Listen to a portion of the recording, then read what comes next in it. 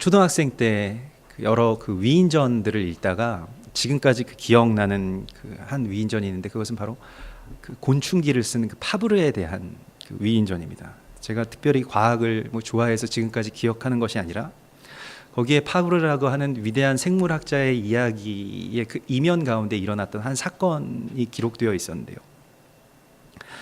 그 파브르는 그 어린 시절부터 그리 별로 잘 살지 않는 조금 어려운 가정에서 이렇게 자라게 되었는데, 어느 날 이제 고등학교를 마치고 대학교에 들어갔을 때에 그의 아버지가 자신에게 꽤 긴 어떤 한 문서를 그렇게 보여주더랍니다. 그리고 네가 이제 좋은 대학에 들어갔으니 내가 하는 말을 잘 듣거라 하면서 그 아버지가 말을 하였는데요. 태어났을 때부터 지금 그 장년이 되었을 청년이 될 때까지 파브르를 기르면서 들어간 그 돈에 아주 세세한 항목들이 적혀져 있었더랍니다. 그래서 너를 키우는데 뭐가 얼마 들었고, 뭐 분유값은 얼마 들었고, 뭐는 얼마 들었다, 이렇게 하면서 쭉 그 목록들을 정말로 빼놓지 않고 그 아버지가 써서 그 파브르에게 보여주면서, 이제부터는 네가 스스로 돈을 벌 수 있는 나이가 되었으니 나는 이 돈을 너에게서 받아야 되겠다. 너는 이제부터 이 돈을 벌어서 나에게 이 돈을 갚거라, 이렇게 이야기를 했더라는 겁니다. 저는 그게 뭐 아버지가 그 위대한 사람을 기르는 어떤 방식이나 또 그렇게 뭐 파브르가 그것을 통해서 무엇인가를 깨달았다는 내용으로 그런 뒤에 그러한 이야기가 나올 줄 알았는데, 실제로 파브르가 그 돈을 아버지에게 갚느라고 그 청년기의 대부분을 참으로 어려운 시절을 보냈다라는 이야기로 그 이야기에 단락이 맞춰져 있었습니다. 그래서 이거 우리 부모님이 보시면 안 되는데 하는 생각들을 하게 되었습니다. 정말 불안하게, 우리 부모님도 나에게 이런 청구를 할 수가 있겠구나, 그냥 이거 공짜로 이렇게 길러주고 부모의 사랑이라는 것이 아무런 대가 없는 사랑이 아니구나 하는 것을 처음으로 그렇게 느끼게 되었습니다. 실제로 파브르는 그 돈을 다 갚죠. 대학과 그 청년기 때 그 돈을 다 갚고, 그래서 위대한 파브르가 되었다 이렇게 생각하지는 않습니다만은 어쨌든 그 돈을 다 갚았다는 이야기가 그곳에 기록되어 있습니다. 요시야 왕의 개혁 사건 가운데서 우리가 이번 달에 요시야 왕에 대한 그 말씀을 나누고 있는데, 요시야 왕의 개혁이 시작된 지점은 요시야가 성전에서 어떤 그 돈 괴를, 그러니까 연복괴를 찾아낸 일에서부터 시작이 됩니다. 성전 문지기들이 요시야에게 그것을 먼저 보고했을 것인데요. 성전에 들어온 아주 그 예전에부터 성전에 그 들어오는 사람들이 그 내야 되는 돈이 있었어요. 그것이 바로 성전세라고 불리우는 돈이었는데, 그 돈, 성전 그 세를 가지고 그것으로 성전을 보수하였을 때 찾아낸 율법책으로 말미암아서 요시야의 개혁이 이제 시작되게 됩니다. 그래서 가장 첫 번째의 출발 지점, 요시야 개혁 사건의 가장 첫 번째의 출발 지점은 바로 요시야 왕이 성전세를 가져다가 그것으로 성전을 보수하는 사람들에게 주어서 성전을 보수시킨 데에 있는 것입니다. 그것이 요시야 그 개혁 사건의 어떤 시작점이죠. 근데 성전세를 온전하게 하나님께로 돌린 이야기로부터 시작되는 것입니다. 마치 우리가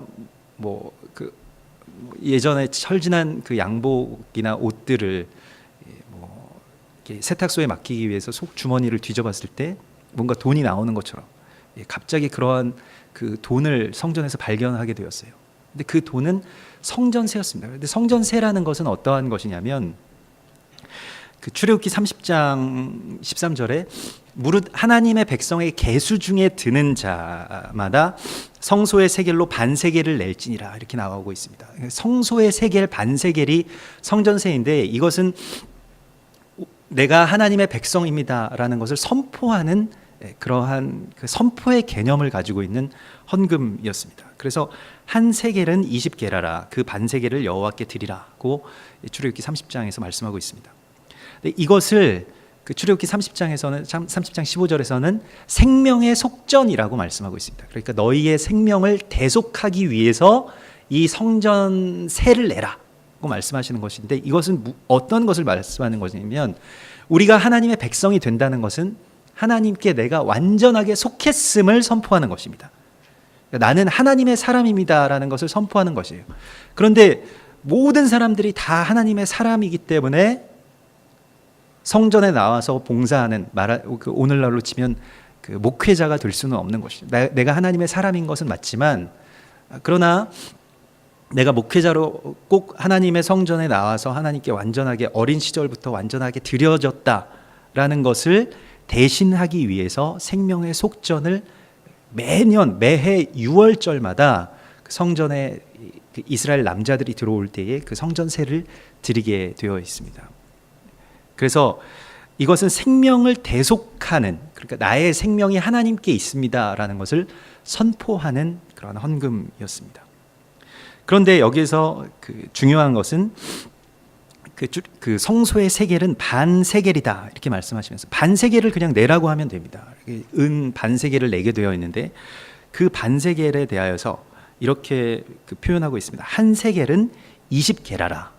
그러면 여러분 수학을 잘하시는 분들이 한번 생각해 보십시오. 한 세겔에 20게라면 반세겔은 몇 게라이겠습니까? 예, 10게라 맞습니다. 10게라입니다. 그런데 그러면 10게라를 그냥 내라고 말씀하신 것이 아니라, 반세겔을 내라고 말씀하신 것이 아니라 10게라를 내라고 말씀하신 그 이유는 무엇일까요? 게라라고 하는 것은 곡식의 나달을 의미합니다. 곡식의 한 나달이 이제 게라입니다. 그 게라를 10게라를 내면 그 10알만큼의 10나달만큼의 은을 하나님께 바치라는 것입니다. 그런데 성경에서 열이라고 하는 숫자는 굉장히 중요한 숫자인데 전부를 뜻하는 것입니다. 나의 전부를 주님께 드립니다 라는 것이 생명의 속전입니다. 생명이라는 것이 전부이니까요. 그것이 바로 11조의 의미와 아주 깊은 연관이 있습니다. 이 11조라고 하는 것은 창세기 14장에서부터 처음 등장하게 되는데요. 그 이전부터 아마 11조가 있었을 것입니다. 그런데 창세기 14장에 먼저 기록으로 그렇게 등장을 하는데, 아브라함이 가나안 땅에 전쟁을 마치고 옵니다. 가나안 땅에서 그 이방신을 섬기도록 계속해서 그 뒤에서 주도했던, 그러니까 그 이방 나라의 왕들, 식민 왕들을 이렇게 물리치고 이제 돌아오게 됩니다. 아브라함의 그런 가나안 땅에서의 승리였는데요. 근데 그때에 이 멜기세덱이 아브라함에게 나와서 굉장히 신비한 왕이죠. 이 살렘 왕 멜기세덱, 평강의 왕이라는 이름을 가진 멜기세덱이 떡과 포도주를 들고 나와서 아브라함을 영접합니다. 그리고 그에게 떡과 포도주를 줄 때 아브라함이 10분의 1을 멜기세덱에게 드립니다. 이것이 11조의 원형입니다. 이것은 어떠한 의미를 가지고 있냐면, 아브라함이 이제는 더 이상 이 가나안 땅의 이방인이 아니라 가나안 땅의 왕위를 위임받은, 그러니까 가나안 땅의 유대인들 그런 랍비들의 전승에 의하면 이 멜기세덱은 아담에서부터 계속해서 내려오는 가나안 땅의 그 제사장이었다는 것이에요.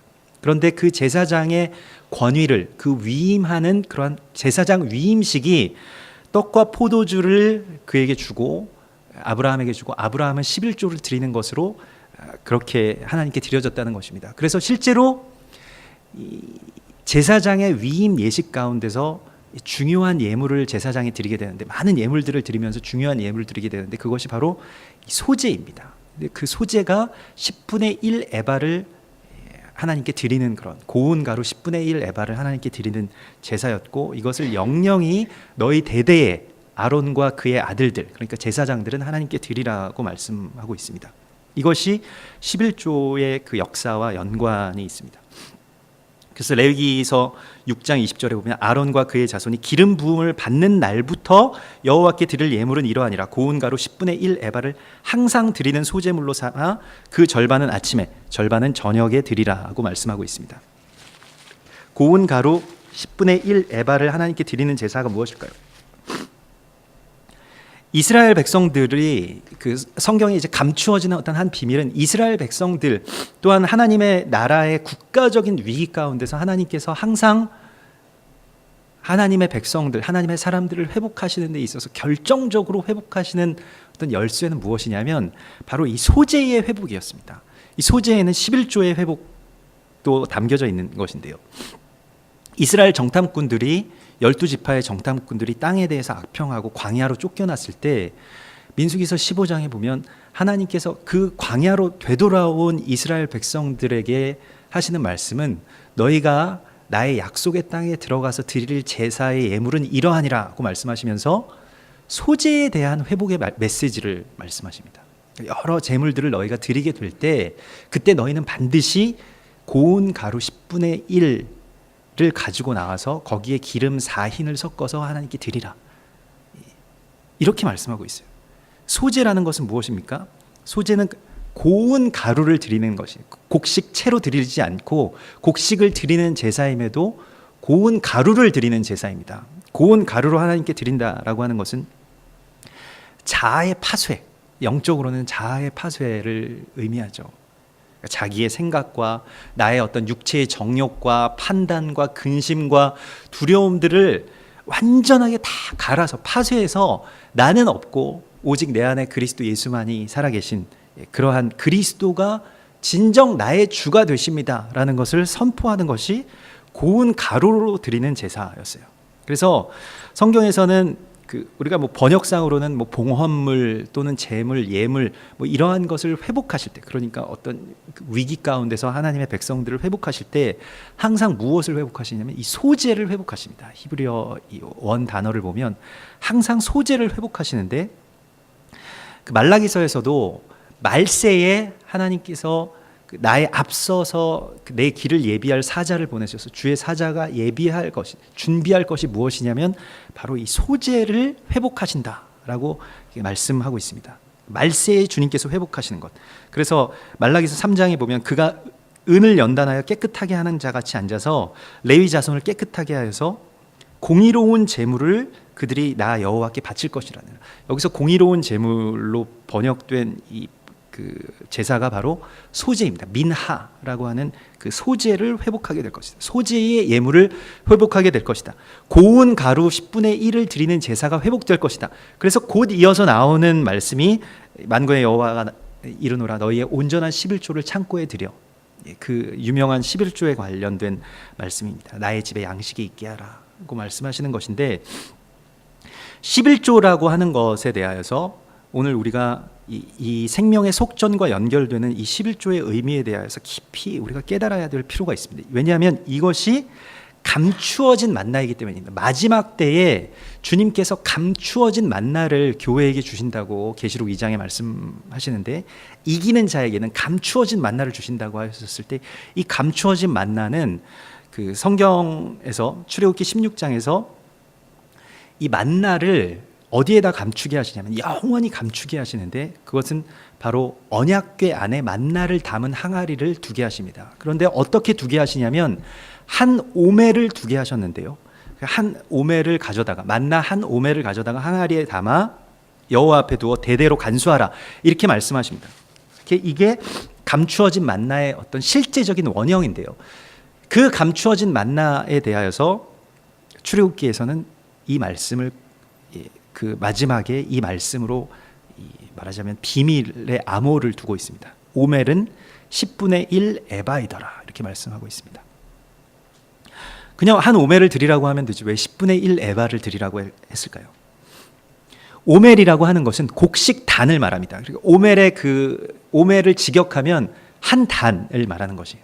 그래서 그 오멜은 곡식의 한 단을 말하는 것인데 그것이 다른 의미로는 일용할 양식의 분량을 뜻하는 것입니다. 그래서 일용할 양식이라는 뜻도 되고 그것이 오멜인데 그 오멜이라고 하는 것은 10분의 1 에바더라 이렇게 말씀하시는 것이 이제 감추어진 만나의 비밀인데 무엇이냐면 오멜이 자신의 시간, 나의 삶, 나의 물질, 나의 욕망, 나라고 하는 어떤 존재라면 그것이 10분의 그냥 그대로 드려지는 것이 아니라 10분의 1 에바로 바꾸어서 드려진다라고 하는 것인데 그건 무엇을 말하는 것이냐면 그 에바라고 하는 것은 이 도량형 가운데서 그 가루를 담는 그런 항아리, 가루를 담는 바구니, 가루를 담는 포대를 말하는 것입니다. 우리나라로 치면 무슨 푸대죠. 가루, 곡식을 그 밀가루로 만들었을 때 그 가루로 담는 포대를 말하는 것인데 그것이 에바입니다. 그래서 무엇을 말하냐면 나의 자아, 나의 생각, 나의 뜻, 나의 삶, 나의 소유 이러한 것들이 그냥 드려지는 것이 아니라 그냥 나의 이름으로 그냥 나 자체로 드려지는 것이 아니라 그게 고운 가루로 다 파쇄되어서 하나님의 뜻에 내가 완전하게 빚어질 준비가 되었습니다라고 고운 가루가 되어 10분의 1 에바가 되어서 하나님께 드려지는 것이 바로 11조인 것입니다. 그래서 11조라고 하는 것은 내가 고운 가루와 같이 잘 정제되어서 하나님의 뜻대로 내가 드려지는 존재입니다라는 것을 선포하는 것이고 거기에 기름 부으심이 있는 것이에요. 그래서 성경에서 기름 부으심의 예물은 바로 이 소재물 고운 가루에 그 기름을 부어서 그것을 반죽하여서 하나님께 드리게 되어 있습니다. 따라서 11조라는 것은 10분의 1을 떼어서 하나님께 드리는 어떤 분배의 의미가 있는 것이 아니라 내 속에 나의 이 예물 속에 내 전부가 하나님께 완전하게 가루가 되어서 드려진다라고 하는 정제의 의미가 있는 것입니다. 오멜이 에바 10분의 1 에바가 된다라고 하는 것은 내가 완전하게 정제가 되어서 하나님께 드려지겠습니다라고 하는 그러한 선포가 있는 것이에요.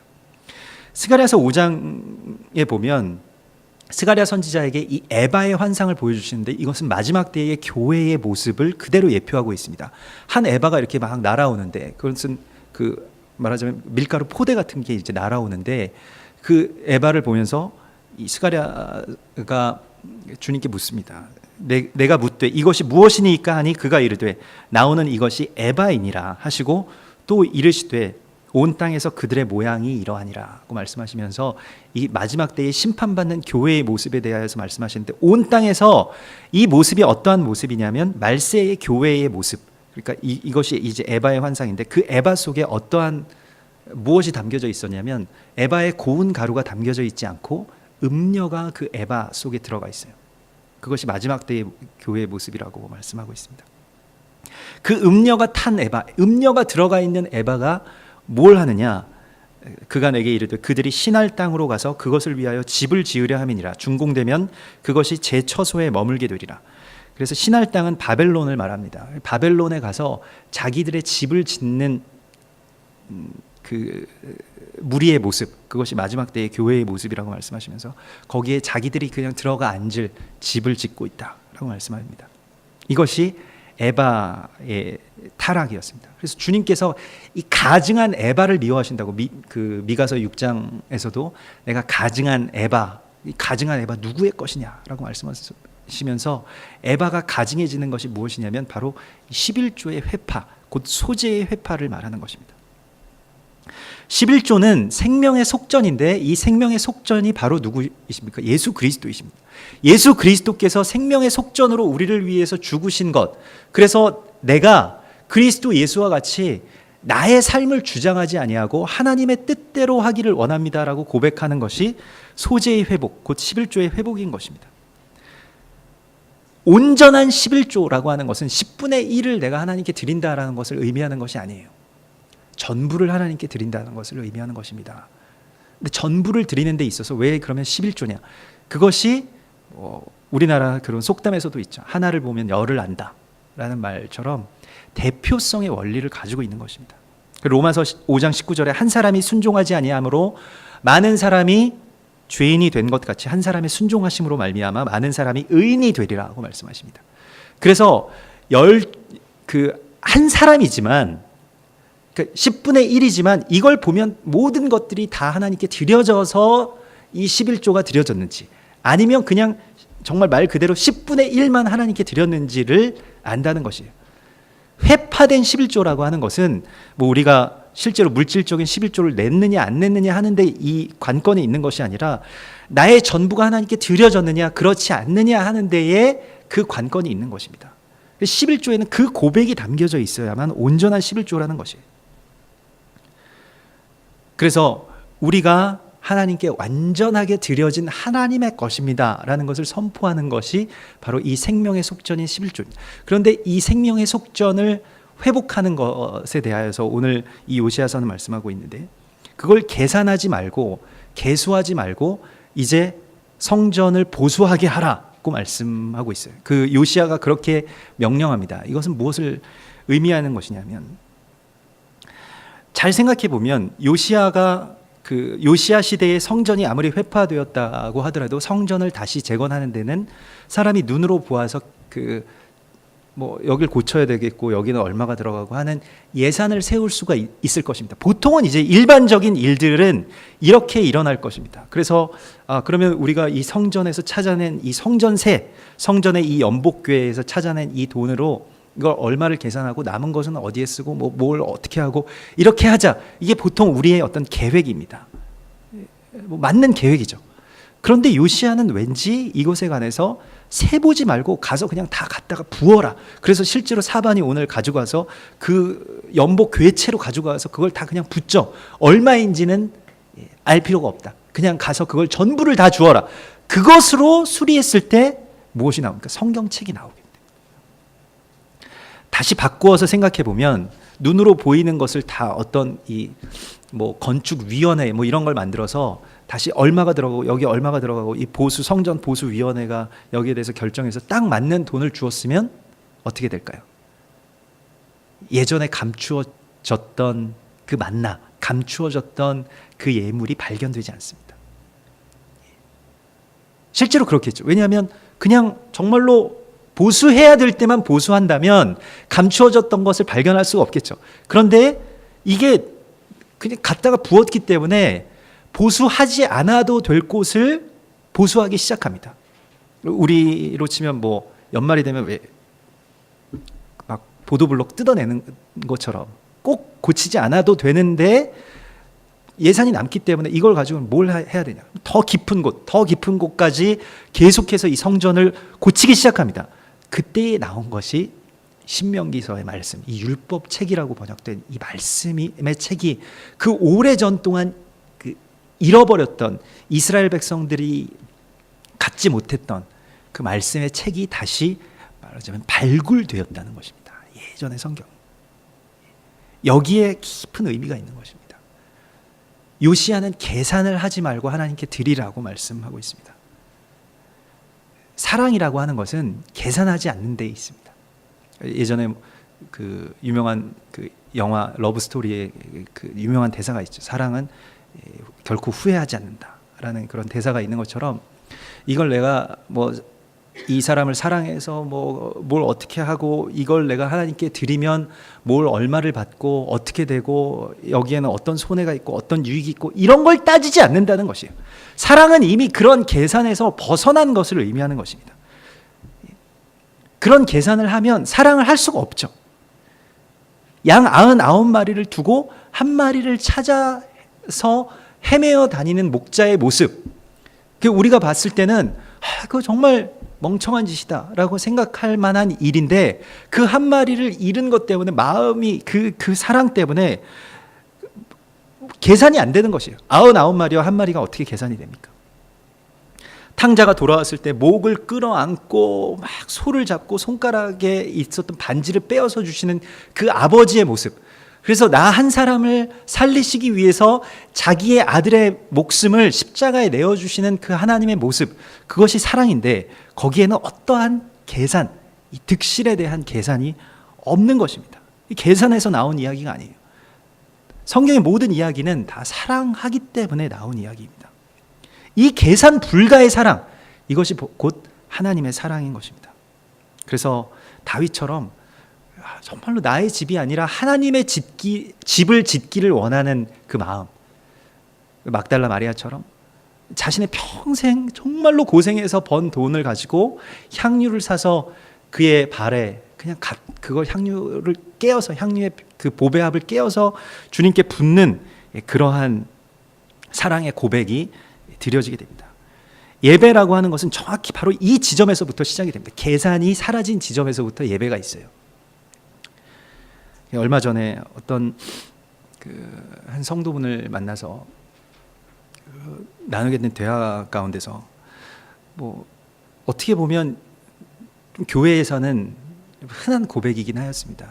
그러니까 예전에는 참 큰 사업을 이렇게 음식점 프랜차이즈 사업을 벌이시던 분이었는데 뭐 그런 무슨 엔화 대출 이런 걸 잘못 받으셔서 그 개인적으로 뭐 사업이 부도나고 개인적으로는 이제 파산 상태에 들어가게 되었다고. 그래서 근데 그때부터 그 아내와 함께 같이 기도하면서 정말로 하나님 인격적으로 만나고 또 말씀 가운데서 열리게 되고 또 자녀들이 다시 하나님께로 다 되돌아오게 되고, 그래서 정말 깊이 하나님을 만나게 된 그런 일들 속에서 자기 교만이 다 깨지고 그리고 감동을 받고 하나님의 은혜를 체험하게 되었다고. 그래서 말씀을 깊이 사모하게 되었다고. 그렇게 같이 그런 이야기들을 이제 나누는데, 그런데 이제 그 말미에 그분이 이렇게 말씀하시더라고요. 그런데 말입니다, 목사님. 제가 그렇게 하나님을 찾고 우리 가족이 다 하나님께 그렇게 깊이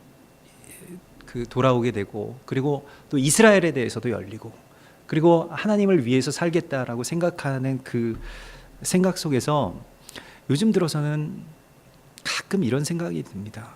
내가 이렇게 하나님께 돌아와서 하나님께 이렇게 헌신하고 기도하고 예배하고 하나님의 말씀을 갈급하게 되었는데, 이렇게 좋은 상태가 되었으면 하나님께서 뭘 좀 물질적으로 풀어주시지 않을까 하는 그런 기대가 가끔씩 이렇게 들어온다는 거예요. 그래서 그 말씀을 듣는데 저도 그렇습니다 라고 이렇게 말씀드릴 수밖에 없더라고요. 하나님께 받은 이 측량할 수 없는 은혜에 대한 만족보다는 그걸 다시 값싼 어떠한 대가로 바꾸려고 하는 욕망들이 계속 내 안에 있더라는 것이죠. 우리 안에 있더라는 것이죠. 그래서 하나님 때문에 이 일들을 한다, 하나님 때문에 내가 헌신하고 나는 하나님의 것입니다 라고 말하고 그렇게 살아가면서도 결국에는 그 은혜에 만족하지 못하고 다시 그걸 가지고 내가 뭘 얻을 수 있을까라고 하는 그 정말 부끄럽지만 그런 자아들이 내 안에 남아있더라는 것이죠. 결국 받은 은혜와 기쁨들을 그런 값싼 어떤 값으로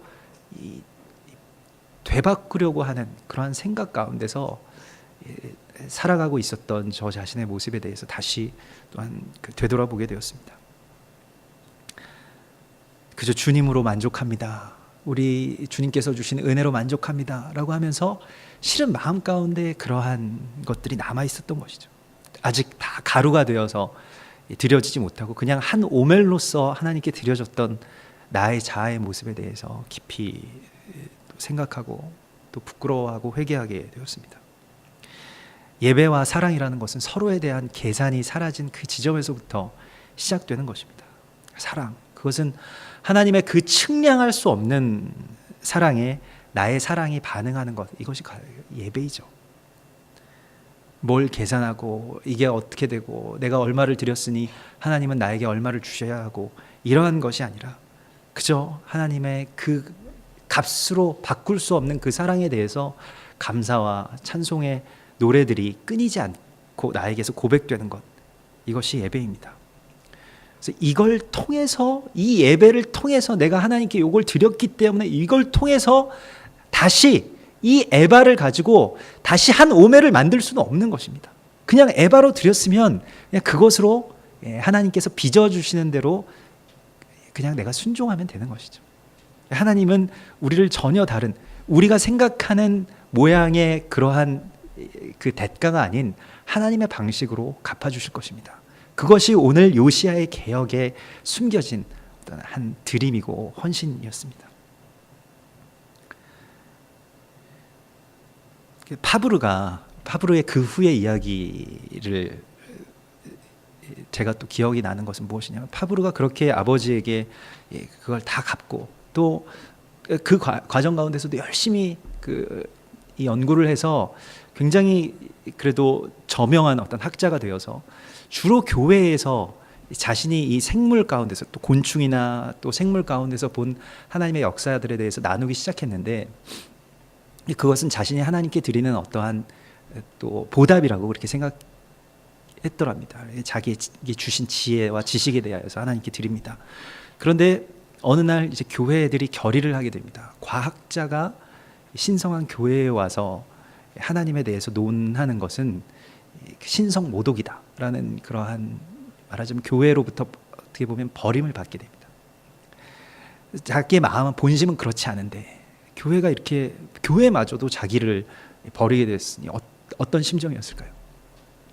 근데 그때 파브르에게 주신 하나님의 말씀이 있었습니다. 그래서 답답해서 말씀을 읽었는데 마태복음 25장에 인자가 온 것은 섬김을 받으려 함이 아니요 도리어 섬기려 하고 자기 목숨을 많은 사람의 대속물로 주려 함이라고 말씀하시면서 이 지극히 작은 자 하나에게 한 그것이 나에게 한 것이니라.